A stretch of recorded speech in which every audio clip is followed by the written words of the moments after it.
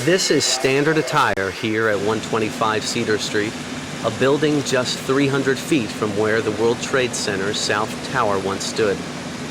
It's been 8 months since the terrorist attacks on New York, but Andy Jarinko and his wife, Pat Moore, continue the search for remnants of their lives before 9/11. Look under here, and you'll see the type of debris that we have since removed.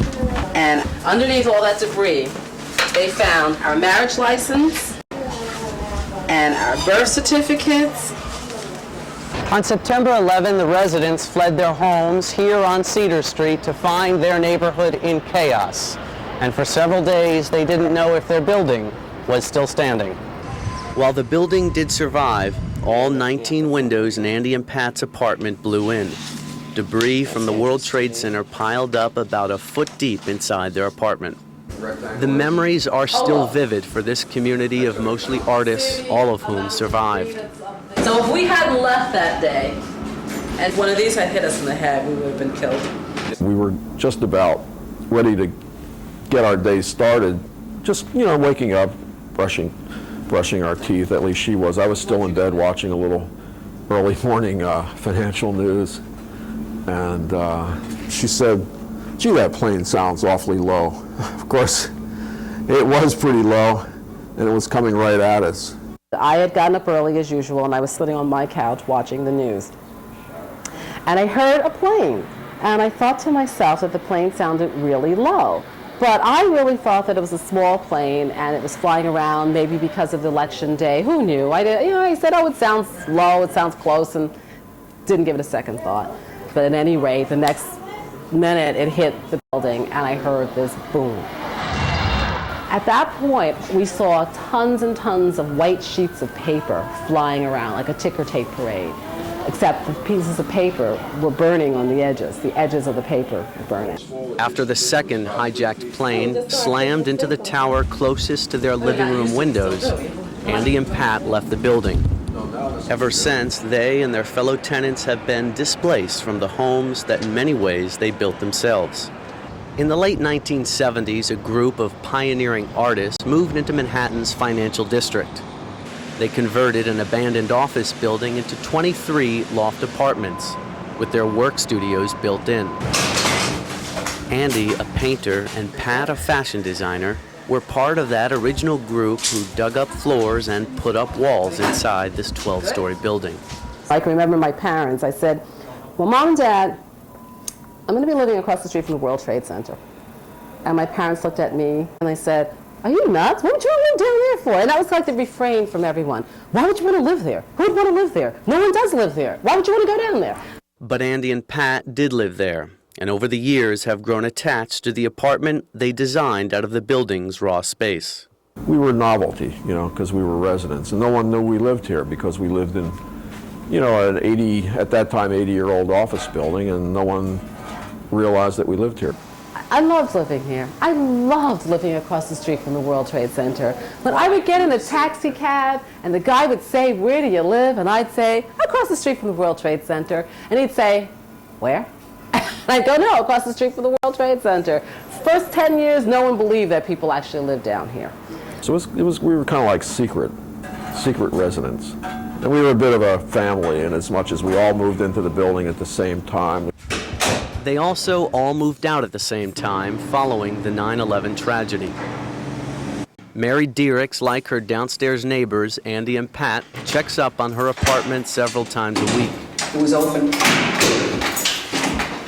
We got a little present. She and her companion, Ed Serapiti, were inside their Cedar Street loft when the South Tower fell. Our windows got blasted in with the dust cloud, and our place immediately filled up with tiny particles of dust. The lights that were on looked as if they were underwater, say in a swimming pool. There was so much dust in the air.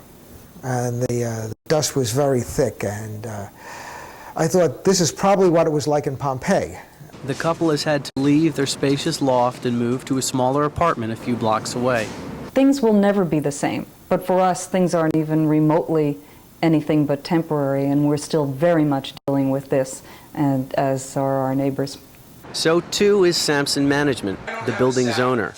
Joe Messino, the company's vice president, has been frustrated by the lack of governmental assistance in cleaning the building's interior.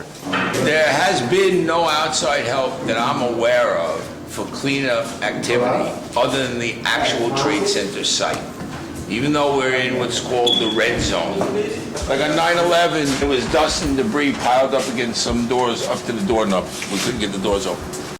Since the collapse of the Twin Towers, the management company has relied on revenue from its insurance company to cover the building's expenses. It has received no rent payments on its Cedar Street property since September. Although boarded up now, this street-level deli used to generate about half of Sampson's income from the building.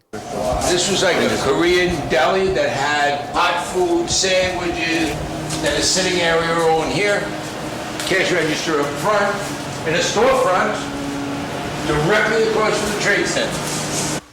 Once the building is reoccupied, the tenants will qualify for a rent subsidy from the Lower Manhattan Development Corporation. The LMDC is the joint city-state agency overseeing the revitalization of the city south of Houston Street. All in favor? Aye. Ordered. But the Cedar Street residents still don't know when they'll be able to move back to their apartments. Welcome to our home. And some are skeptical about the corporation. Well, the Lower Manhattan Development Corporation is supposed to pay a little bit of the rent, right? Maybe they might give us some help on our rent. That group that hardly acknowledges that people live this close. Wow. The LMDC, which Governor Pataki and Mayor Giuliani established last November, has also been criticized for moving too slowly in planning Lower Manhattan's redevelopment. There are legitimate reasons for this, according to LMDC board member Madeline Wills. When the LMDC was put into place, its mandate was very general, very broad. And so it took a couple of months to be able to figure out where we fit in, what we're supposed to do, and to make sure that there is agreement out there on what our role is. But the corporation's chairman, John Whitehead, points out that the progress at Ground Zero has exceeded expectations. I know you know that the cleanup process is continuing very rapidly and is ahead of schedule and will continue to be ahead of schedule. Not so for the Cedar Street residents, who have been disappointed by how federal, state, and local authorities have responded to their needs. If they can clean 16 acres of debris, 2 110-story buildings, a hotel and all the auxiliary buildings, number 7, if they could clean that debris, we have one block, and in particular, one building that was really hit hard, and no one's come in here to do anything about this because they're leaving it in the hands of our landlord. And Sampson management has in turn left much of the cleanup in the hands of the residents themselves. We're in negotiations with our building owner about how the building can be cleaned, and I wonder if the building is ever going to be cleaned and if we're ever going to get back. So I want to go back, but it's not without trepidation. And no, I haven't been happy with the way the building management has been dealing with this. Messino acknowledges Sampson and the residents haven't always agreed on the cleanup issues. Why? It's not bad. No. Okay. No, let's not go crazy. Okay. I mean, if it was peeled or chipped. So what we find as a building owner is that while, yes, the tenants here and yes, the businesses here have been victimized, so have we, and no one seems to be recognizing that point. Wait a minute, what's the relationship like between the landlord, or the owner, and the tenants regarding some of these issues that are still outstanding? Well, the relationship is good, but we have, on some issues, different points of view. And we're trying to work it out in a friendly way between the tenants committee and the owner, rather than have these issues decided in a court, which no one really wants to do. But obviously there are numerous issues that have never come up in landlord-tenant relations before. The dust that has permeated the walls, floorboards, and pipes here in the Cedar Street building is one such issue. What's in it and how to remove it remain open questions. This dust is toxic. It has asbestos, it has lead, it has fiberglass, it has silicone. It has probably a whole bunch of other stuff that they will find out about in 10 years from now when maybe we're all dying. But the Cedar Street residents are nevertheless determined to salvage as many of their old possessions as possible. You know what? You can lean on stuff. Just remember when you leave, you got to wash all your clothing, okay? Because you're going to be full of toxic shit.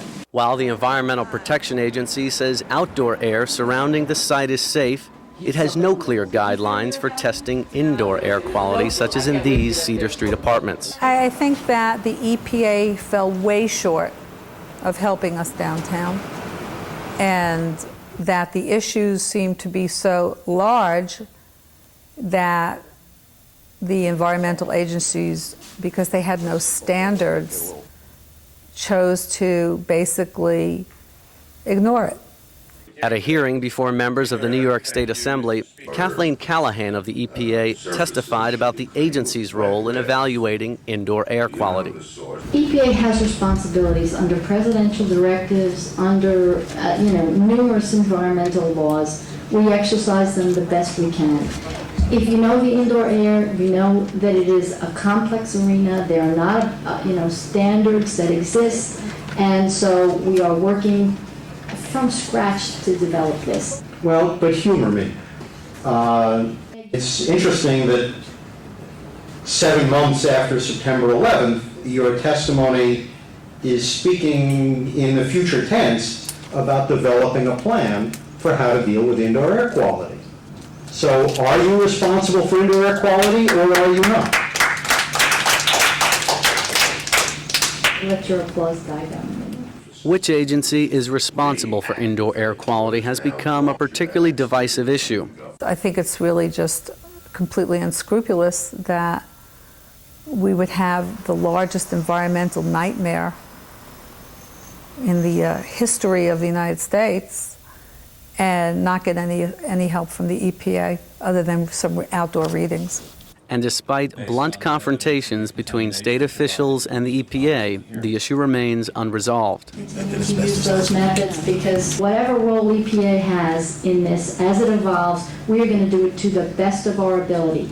So you are right, it's good to have a leader. Somebody's got to lead. Whoever that leader is, if it's EPA, we'll take it on. If it's the city, Excuse me, so 7 months after the attack, you don't know who the leader is on indoor air quality? I don't think it's useful for us to discuss this as a past. Wait a minute, I'm not asking whether you think it's useful for me to care about this. No, I'm asking you a question. All right, the question that Who's the leader on indoor air the quality? question that you're asking. EPA or someone else or no one? The city of New York. As officials struggle to find answers to these sorts of questions, Andy and Pat are living in Brooklyn Heights and trying to regain a sense of control over their lives.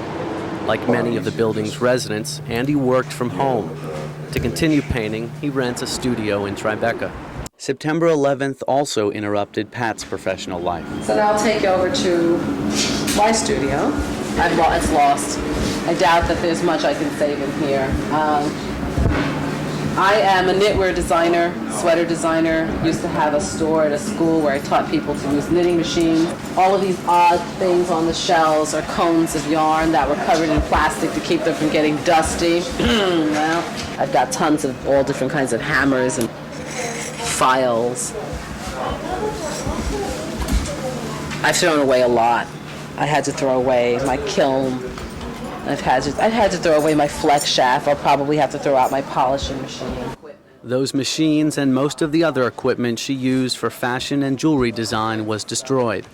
Only about a third of the value of the losses was covered by her insurance. Although they've been displaced and are living in temporary residences scattered throughout the city, the Cedar Street residents stay in close contact with each other. 6 months after the attacks, some of them gathered at the building to see the debut of the temporary Tribute in Lights Memorial. Keeping up their friendships have helped them cope with living in limbo for so long. We didn't realize how close we were to our neighbors, even though we've been living together in the same building for over 2 decades, until this happened. Can you see it? Look, you'll see it. You can see it, but it looks like a single one. I mean, it's a shared experience that very few people in our country have ever had, and that is, this is the first time a war has literally touched an American residence. Oh, you can see them. They said it was going to look better from a distance. Maybe from Michigan it looks good. Everyone's proved to be good friends to one another, and considering all the stress people have been under, that's remarkable. And day to day, as they sift their belongings from the remains of the World Trade Center, they try to keep their sense of humor intact. This is our new fashion.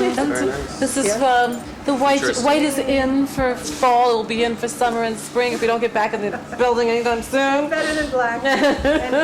But the serious question of what will become of Ground Zero always seems to be lingering in the back of their minds.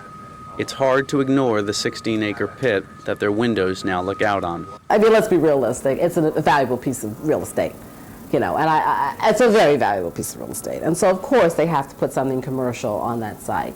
What I would like to see is some combination of some commercial buildings, and the major thing is some sort of memorial / park / restful area that people can go and sit and think about what happened here.